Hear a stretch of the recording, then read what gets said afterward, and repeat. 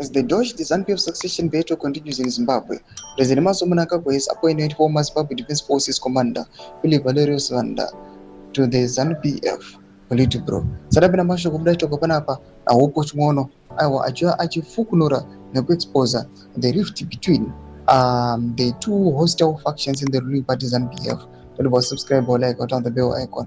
Anobudanyira chiti General Sibanda succeeded the current Vice President, General Constantino Chiwenga, as commander of the Zimbabwe Defense Forces in 2017 following the military coup that removed former President Robert Mugabe from power. He is also viewed as one of the dark horses in the succession battle inside ZANU-PF. Unlike General Chiwenga and President Mnangagwa, who emerged from ZANU or Zantla, General Sibanda is a former Zebra and a ZAPU member.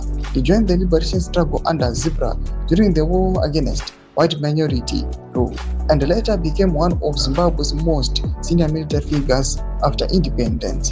In Zimbabwe, where ethnicity, regionalism, and liberation war alliances still play a significant role in politics and power dynamics, General Sibanda's appointment is also politically significant because he comes from the same ethnic group, region, and clan background as President Mnangagwa.